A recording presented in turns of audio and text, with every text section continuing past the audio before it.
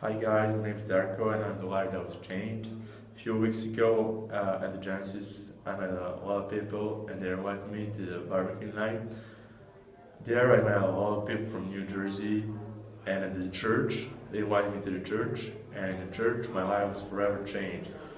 I really felt the love of Jesus, God and the brotherhood. I really feel blessed though and I'll never forget the family that God has given me and my brothers and sisters of the church.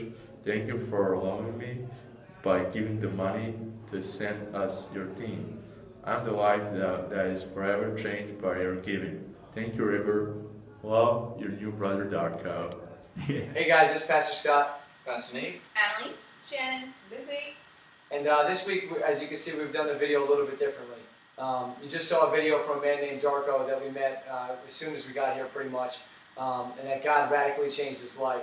And so what we're going to do right now is, instead of talking about the different places that we've been and the things that we've seen, we're going to kind of open it up like a panel and talk about some of the encounters that we've had and some of the things that we've seen God move in this young man Darko's life. And so I know Annalise wanted to open us up with some things that she's seen the past couple of weeks.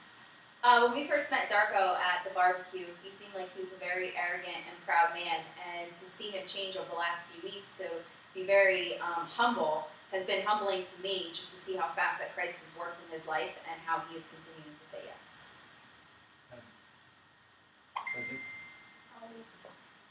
I arrived in Paris this Monday, so I didn't really have the chance to meet Pascal Darko before. So, but I met him on Wednesday. We had a skate practice at church, and just seeing him be part of the family, he wasn't like a stranger. He was already like saying hey to everybody, and he came to me, introduced himself like, hey, my name is Darko, and it was really cool to see how easy he just is being part of the family.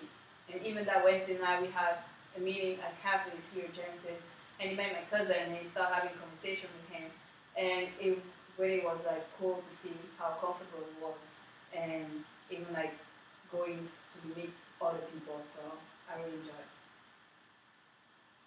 it. Yeah. Okay. Yeah.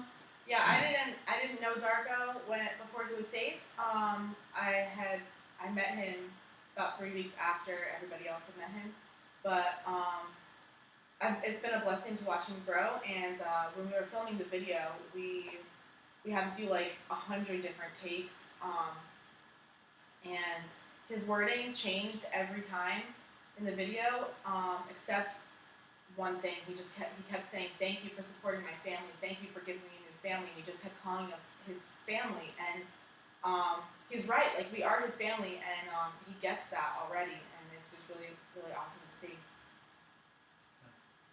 I just remember the day that Dark got saved, and right after church, Catalyst, all the young adults went out in Paris, and we did homeless ministry, and Darko was with us, and he just got right in there.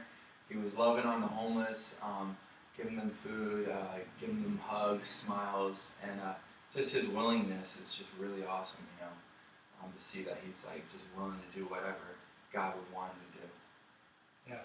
Yeah. When we first met Darko, we were going through his testimony after he received Christ, and just hearing some of the story. Just give you guys a quick background. In 1999, the United Nations started dropping bombs in certain parts of Serbia, and it just so happened to be in the village he lived in. His father was in prison for 13 years. He grew up with his mom. He kind of like an outcast with a lot of kids in school, so he didn't have a lot of friends. And at the age of 20 years old, he decided that he didn't want to be there anymore. And he was depressed, and he was looking for change. And he was coming to Paris because he had an uncle here in hopes that he would find something. And he had no idea the plan that God had for his life to bring him around a bunch of knuckleheads like us and to find family and hope and real life in a relationship with Christ and in the body of Christ. And in this series that we've been going through, Give Me Faith, I started praying like, God, like, what are the things that you want us to take away? What are the things that you want to teach us in this series of Give Me Faith? And I think that one of them that he's got on our hearts right now is to give when it hurts. And to have faith that God's going to use our offering, what we give to him, to advance the kingdom. And what that means is taking money out of our pockets and seeing a vision that God has, throwing money into a plate and watching as God uses it to change people's lives. And the reality of it is I wasn't coming out here unless I had the financial support of many of you in that room tonight. And so I want to thank you for giving to the Lord and for trusting that the money that you're going to give isn't just money that's going to be squandered and spent on cars or any of that stuff, but that it's going to be spent on changing people's lives to bring the gospel. And Darko is just one very small portion of the ministry that has happened out here in the past month. And so I want to encourage you to have faith.